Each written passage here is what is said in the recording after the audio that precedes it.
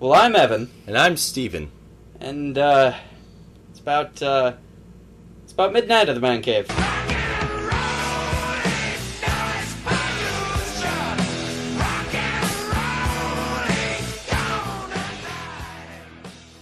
Well, tonight's topic is the worst movies. Steven, what's your favorite worst movie? My favorite worst movie would probably have to be Ghost Rider's Spirit of Vengeance, because as I said on my review at school, it is so bad it's quite laughably hilarious. Mm-hmm. I mean, it's bad enough that Nicolas Cage is in a superhero movie. Anything Nick Cage is pretty bad. Except National Treasure, that's just about Well, the only National movie. Treasure 1 was pretty good. The second one, that was... Yeah.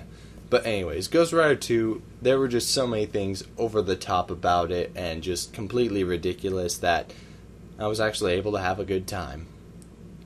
Which is surprising considering I paid $10 for it. You paid $10 for such an awful movie that it turned out great. Yeah. Alright. Well, next up on our list is Spider-Man 3. Now, I actually liked Spider-Man 3. I was a little surprised to hear about the backlash towards it over the years later where people were like, oh, Spider-Man 3 sucked. But I can see a few reasons why, because even back then there are a few things I didn't agree with. The biggest being Emo Peter. That was just a very... any section with him was just very uncomfortable.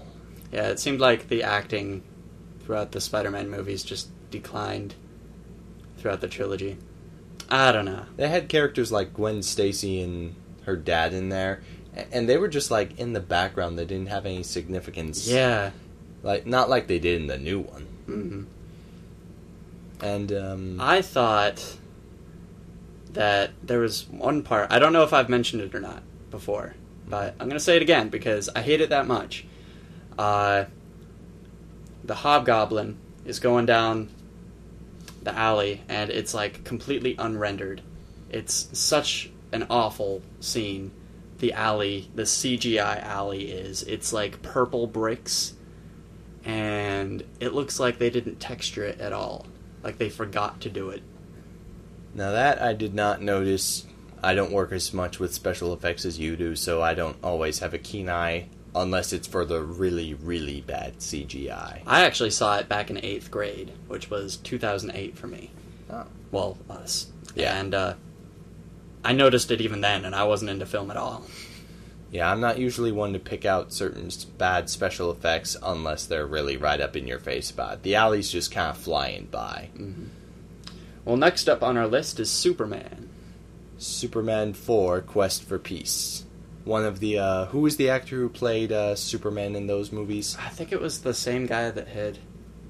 Christopher Reeve. Yeah, that's him. Or Reeves, whatever. Whatever. Those were some of the Superman movies that were deemed really silly, but sometimes likable. This one was just plain silly.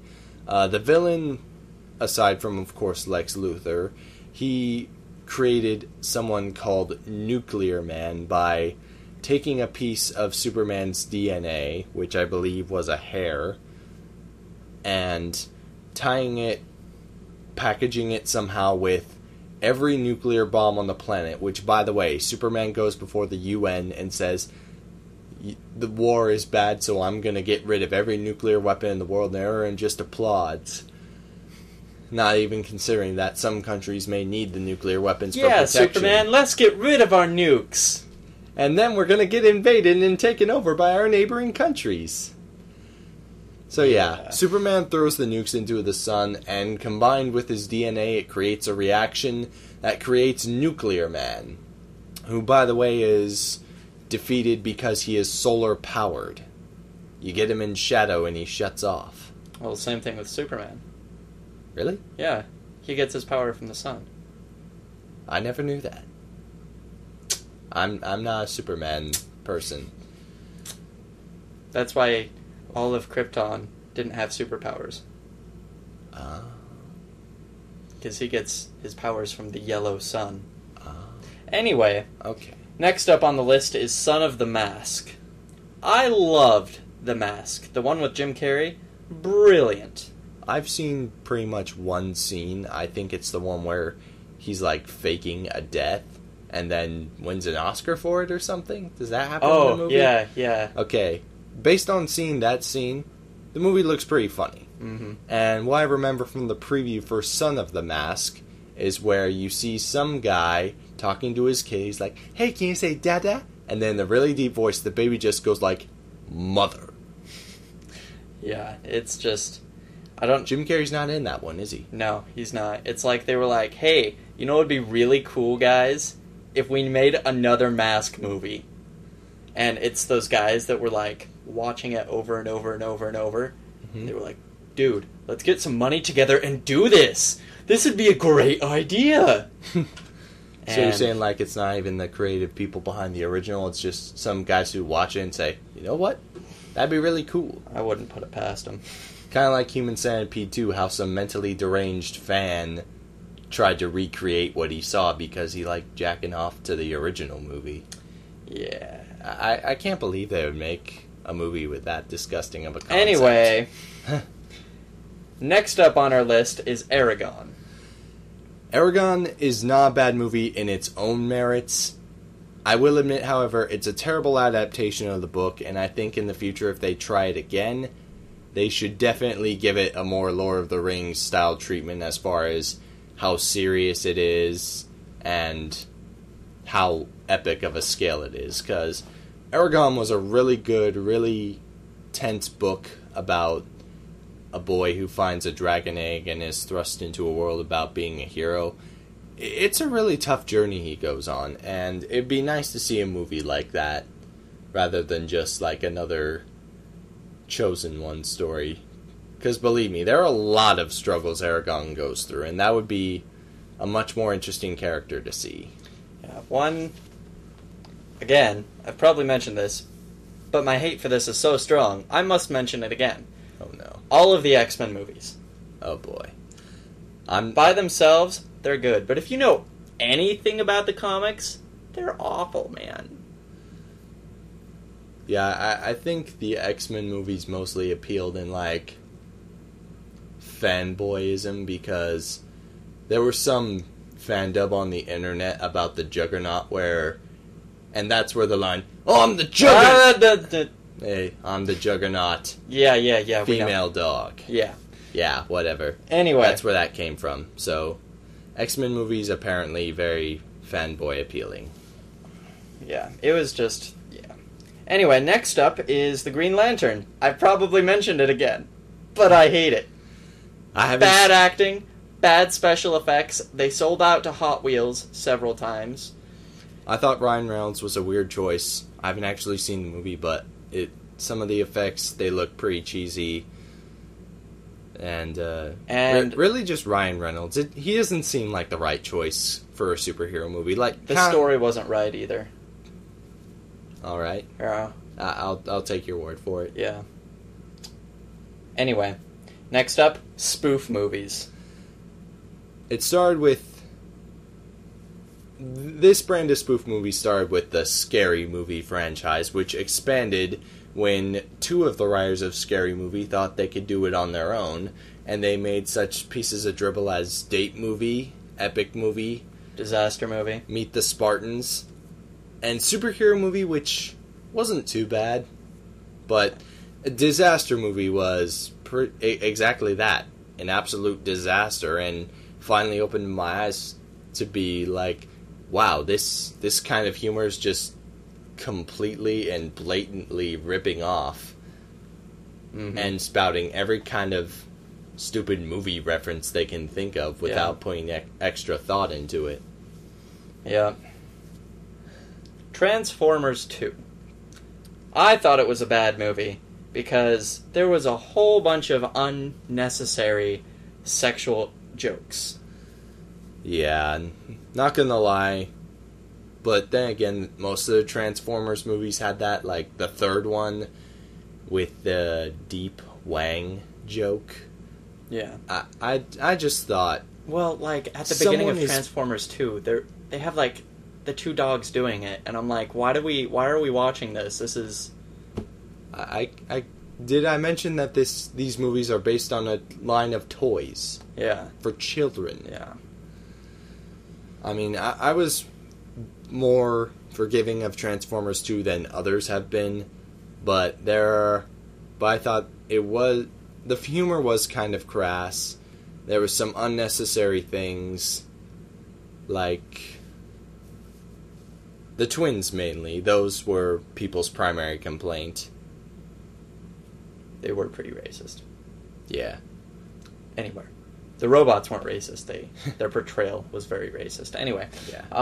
Norbit. I haven't seen it, so, Steven? Norbit is a movie where Eddie Murphy marries a fat chick, Eddie Murphy, and then falls in love with his childhood friend, and... Sounds like a bad version of the Nutty Professor. Nice. And, yeah, that's basically it. Saw a few years ago. It was not very good, in all honesty. I mean, I may have liked kind of stuff like that back then, but now I just absolutely not. Adam Sandler. Adam Sandler movies. The only one... Have you ever seen him play more than one character? No, because he plays the same character over and over and over. Pretty much. Mm-hmm. Yeah, the one Adam Sandler movie I could really get behind... Well, actually I have to say movies like Lil Nicky and Waterboy. Same character. Yeah, but those were the same characters with slight mental deficiencies and maybe a more innocent look on the world somehow. So, those were slight variations. All of his movies have the same humor as well. Pretty much. The one I got behind really was Click, the one where he could use a remote to control pause, rewind, fast forward, mute, etc. His entire universe. That one was pretty funny because of the remote jokes, although it did fall on sophomoric humor a lot. Yeah. And, Bedtime Stories was a good one with him. I've only seen part of that. I thought it looked kind of silly, but...